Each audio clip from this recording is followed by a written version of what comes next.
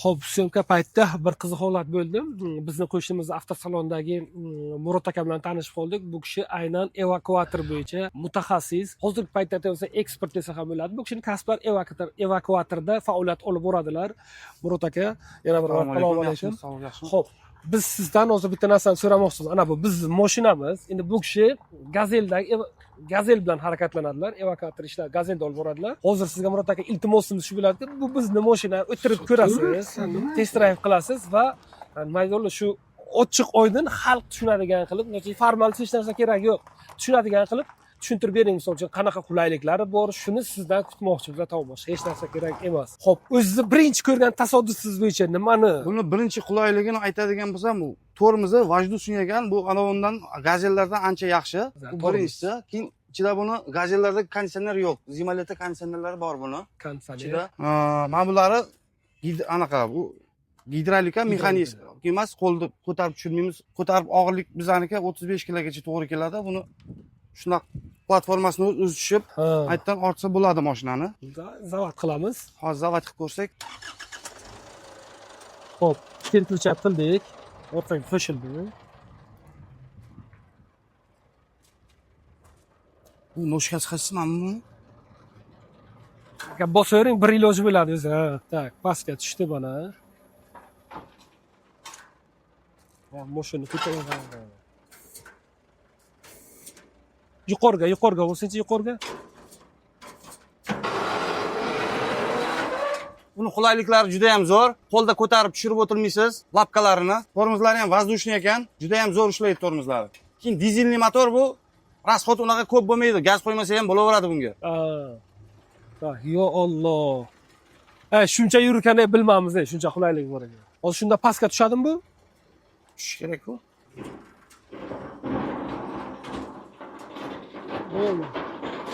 Bo'ladi aka.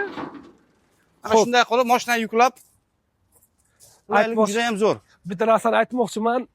Chumchuq so'ysa ham qassob so'ysin deydi, haqiqatan ham. Bu ishni o'zini ustasi aytgani haqiqatan ham zo'r ekan. Rahmat Murod aka, lekin bunaqangi o'zgarish bo'lishini men kutmagandim. Rahmat sizga, haqiqatan ko'rsatib berdilar. Qulayligi juda ham zo'r lekin. Bu mashinani bir marta yuklaysiz-da. Ha, mana shu turishiga mashina yuklaysiz. Lapkani 35 kilo, 40 kilo keladi. Ko'tarib tushirib, chiqarib avro yurmaysiz. Hamma yoq o'zi gidroliskiy moyda ishlaydi. Qulayligi juda ham ko'p buni. Juda ham zo'r mashina. Xo'p, endi yig'amiz aka. Yig'ib qo'yamiz hozir.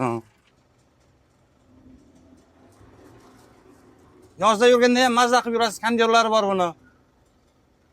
Gazellarga o'xshab buzilavermaydi, rossiyskiy gazellar tez-tez ko'p buziladi. Qo'yili. Murod aka, haqiqatan ham rahmat. Endi yana bitta iltimosimiz bor. Mashinamizga o'tirib bitta test drive qilib bering. Shuni haqiqiy otziv siz o'zingizdan ko'rmoqchiman.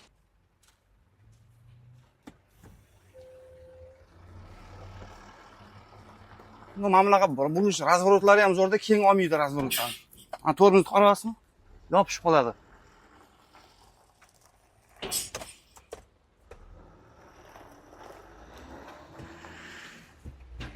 Yurishlari zo'r. Gazeldan ancha aqlli bu mashina. Yozda yurganda ham qiynalmasdan yurasiz. Abzor mana keng, balandda o'tirasiz. Hamma narsa ko'rinadi. Bakoylar ikkitadan ekan, katta. Qiynalmasdan haydaysiz bu mashinani mazza qilib. Tormozni qarang buni ishlashini.